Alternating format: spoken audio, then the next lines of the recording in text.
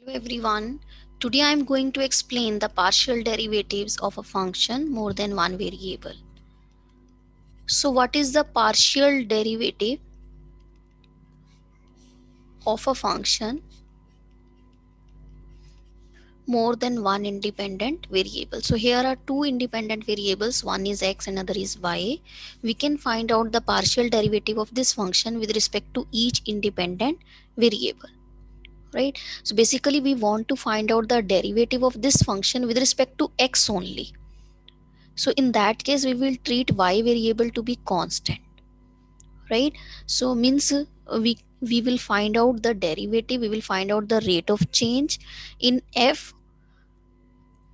with respect to the x coordinate in a direction of I axis. So what is this partial derivative of the function? This with respect to the variable, independent variable x, this is the rate of change of f in the direction of I vector. I vector means x axis, right? So we treat y to be constant in this case and we will take the change with respect to x only. So this represents the slope of the tangent, slope of the tangent in a direction of I.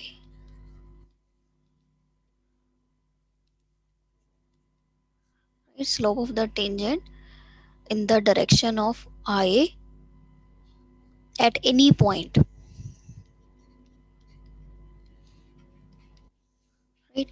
Now just see what is the derivative of a function having only single variable. So if you want to find out its derivative with respect to x, this represents the tangent, slope of the tangent. In the terms of limit, this is the limit h going to 0, f of x plus h minus f of x divided by h. So this is the rate of change in f, right? So here we are having only two directions. The one h is going to 0 from the left side as well as it is going from 0 to the right side. So in this case we will find out left hand derivative and right hand derivative. If these two exist and they are equal, we will say the function is differentiable at some point, right? But in case of a function more than one independent variable, we will talk about the partial derivatives. So with respect to each independent variable, so that will be denoted by curly f upon curly x or f sub x, right? So this is nothing but the limit h approaching to 0. So we will take y to be fixed and we will have a change only in x variable, right? Our y is fixed. So if this limit exists, then we will say the function has the partial derivative with respect to the variable x. So this is the rate of change of f in a direction of I vector. Now for example, let's suppose we are having a function of two variables. It's x square plus xy minus y cube plus 3x square y. Then what is the partial derivative of this function with respect to x?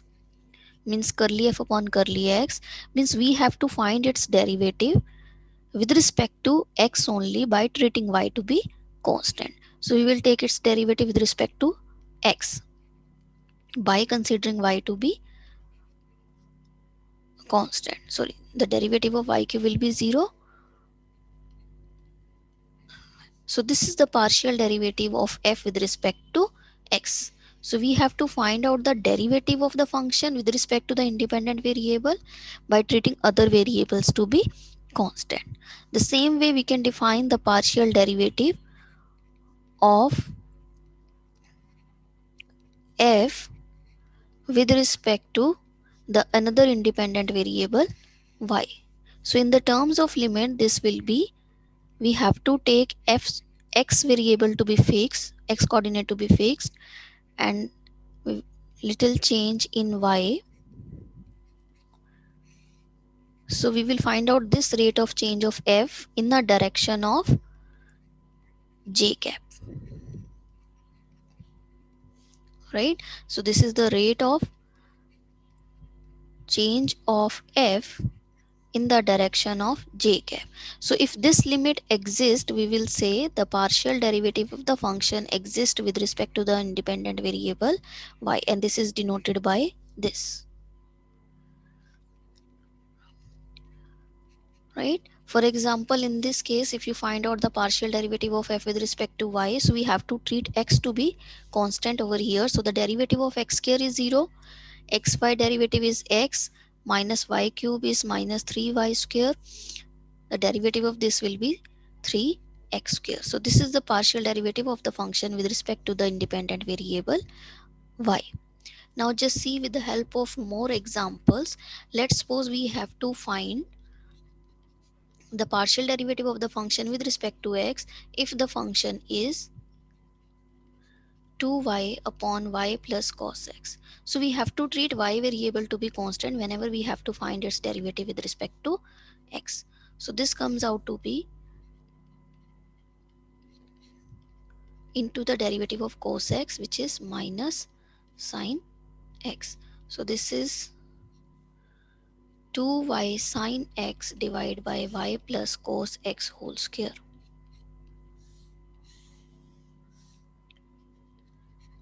Now just see one more example. Let's suppose we are given a function of two variables as x square plus 3xy plus y minus 1, and we have to find out its partial derivative with respect to x as well as partial derivative with respect to y, right, at a point 4 minus 5. So what will be the solution? Find out its partial derivative with respect to x, means take its derivative with respect to x by treating y to be constant. So this comes out to be 2x plus 3y. Now find out its value at 4 minus 5, means we have to substitute x to be 4 and y to be minus 5.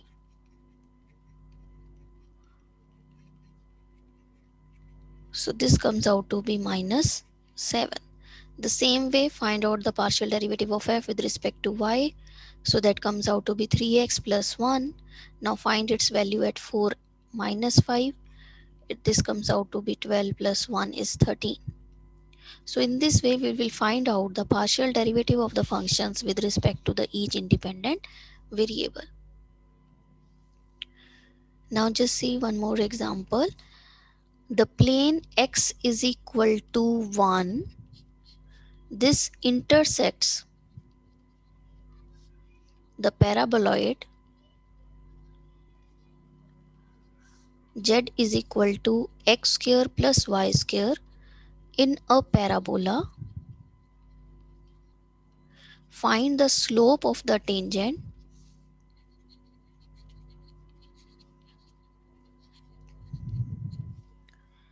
to the parabola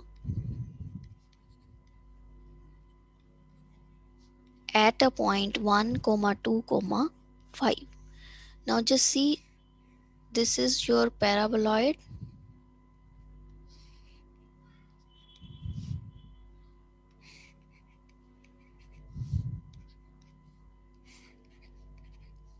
So this is in the terms of z is equal to x square plus y square, and there is a plane x is equal to y. So this is a plane x is equal to y. So when this plane intersect this paraboloid, then this paraboloid will become the function of single variable, and we have to find the slope of the tangent, means we have to find its derivative with respect to y, which comes out to be 2y at a point. This means your x is 1, y is 2, and z is 5. So when you substitute y to be 2 over here, you will get the slope of the tangent is 4 at this point to the parabola, right? So when this x is equal to 1 intersects, it will become a parabola, right? So we have to find out the tangent at a point 1 comma 2 comma 5. So means we have to find the derivative of z with respect to y. We can find out in the terms of partial derivative also. Now since this plane intersects this, so this will be fixed, so means we have to find out the partial derivative of z with respect to y. So that comes out to be 2y. Again, when you put the value of y over here, you will get this is 4. So this is the slope of the tangent to the parabola.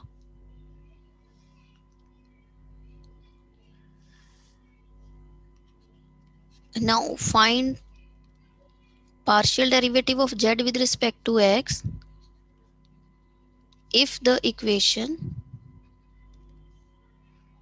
yz minus ln z is equal to x plus y defines z as a function of two independent variable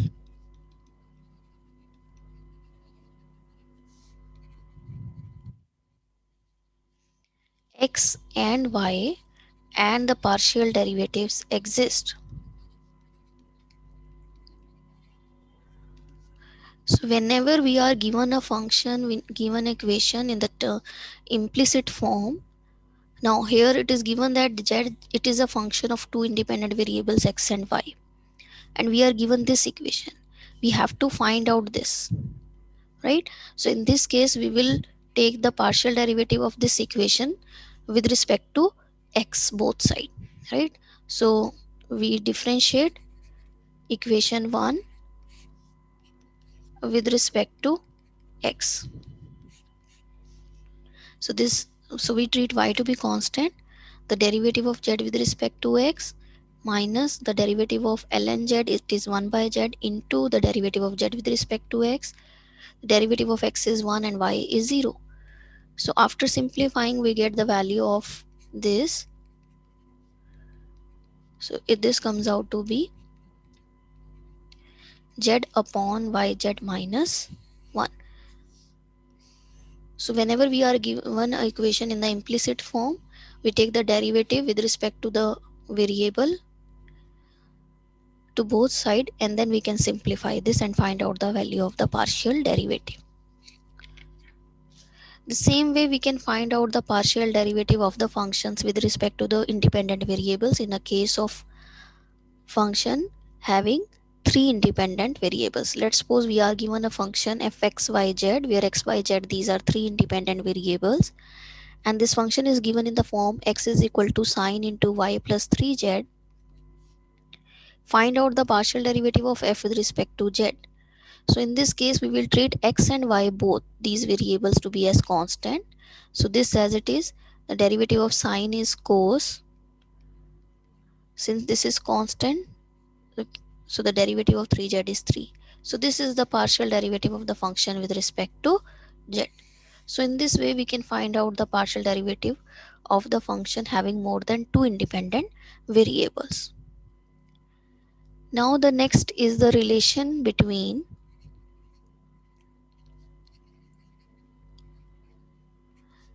continuity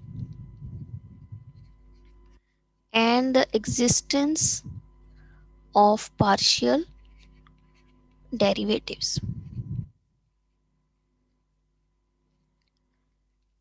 Now, as we know that in case of function single variable, whenever your function is differentiable, it is always continuous.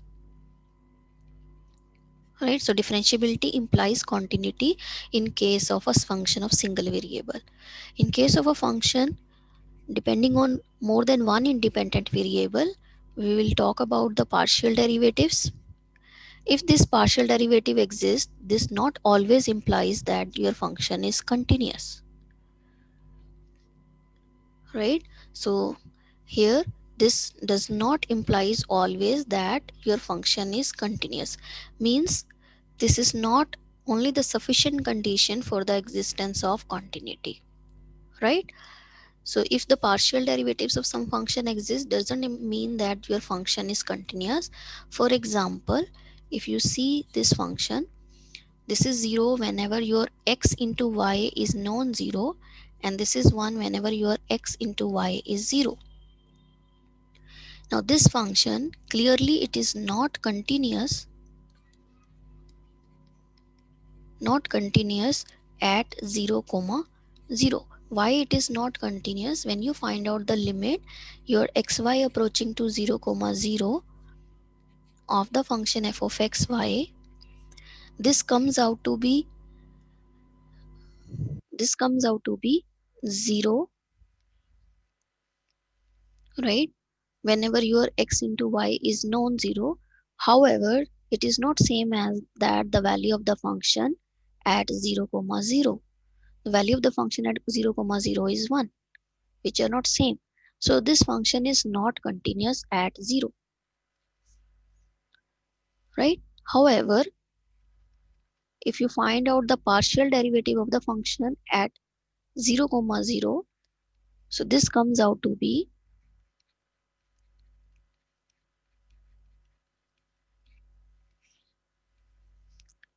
now what is the value of this? This is 1. What is the value of this?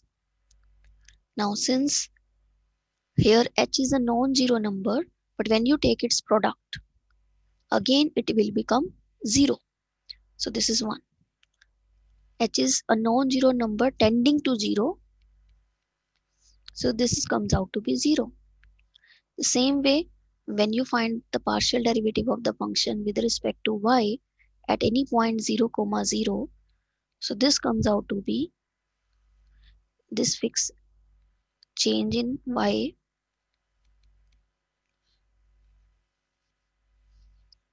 So this comes out to be 1 minus 1, which is 0, right? So both the partial derivative of the function with respect to x as well as with respect to y at a point 0 comma 0, they exist. However, your function is not continuous at 0 comma 0. So this means the partial derivative, existence of the partial derivative of any function at any point not implies the continuity, right? For the continuity, we require one more thing. If these partial order derivatives, they are continuous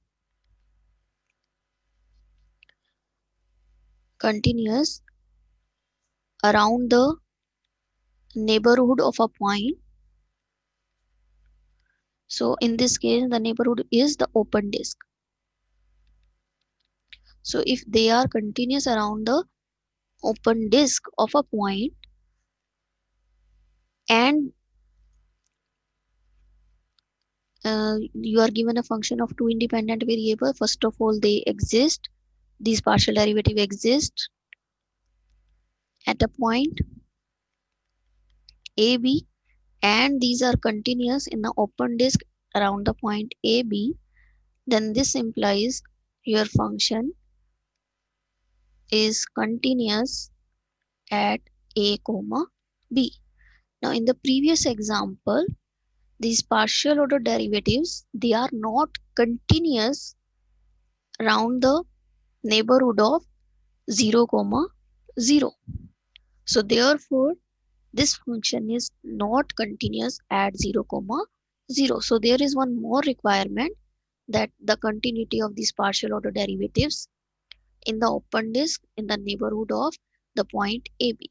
If this thing hold, only then your function is continuous at AB.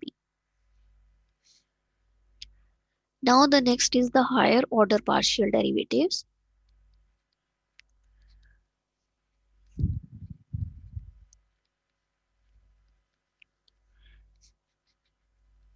So if our function of having more than one independent variable, if this function has the partial derivatives with respect to x and with respect to y, then again these are the functions of x and y.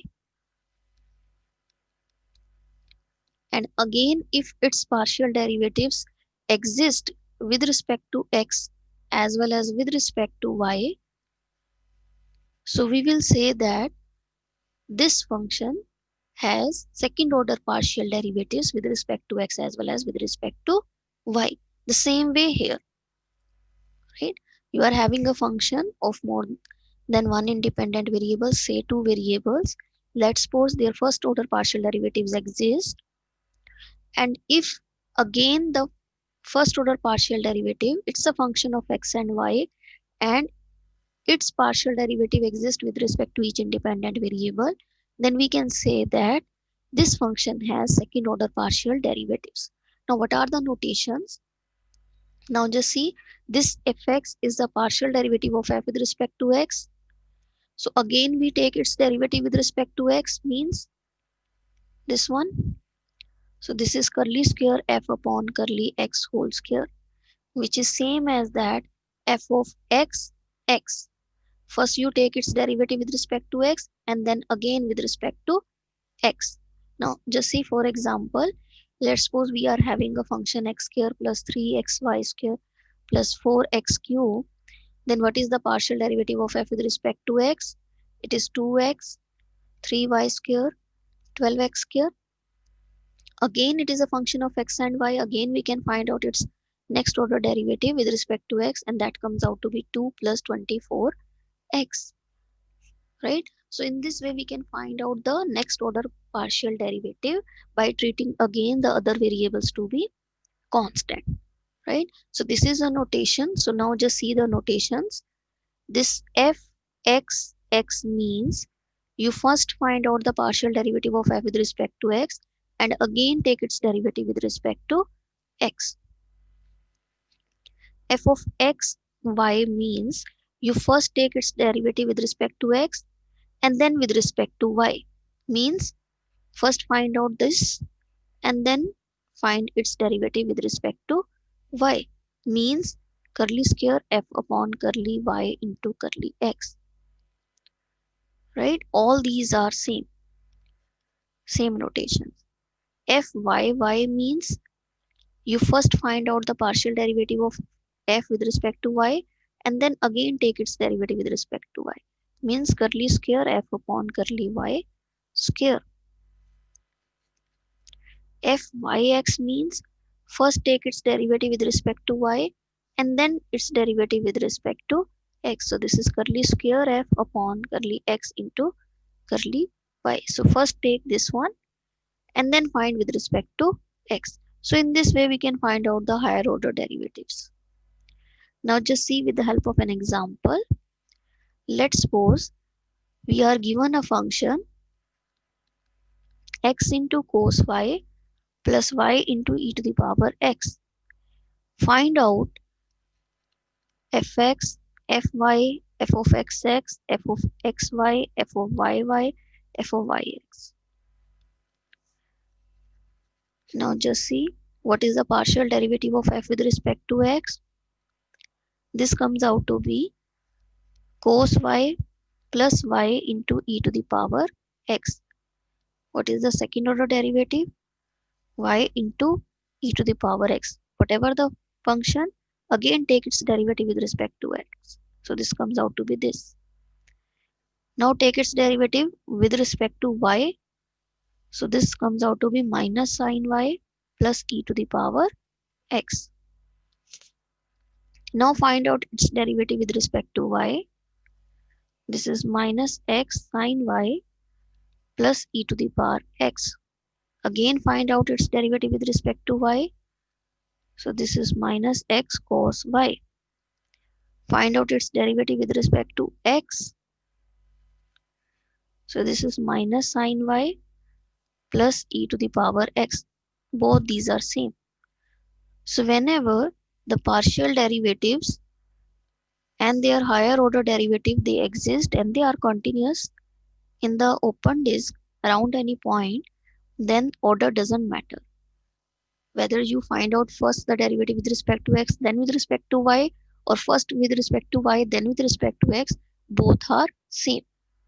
This is the Euler's theorem, which says that if a function and its partial derivatives all exist throughout an open region containing the point AB, and all these are continuous at AB, then the partial derivative with respect to x first and then with respect to y at any point AB is same as that with respect to y first and then with respect to x, right? And so on. In this way we can find out the all higher order derivatives.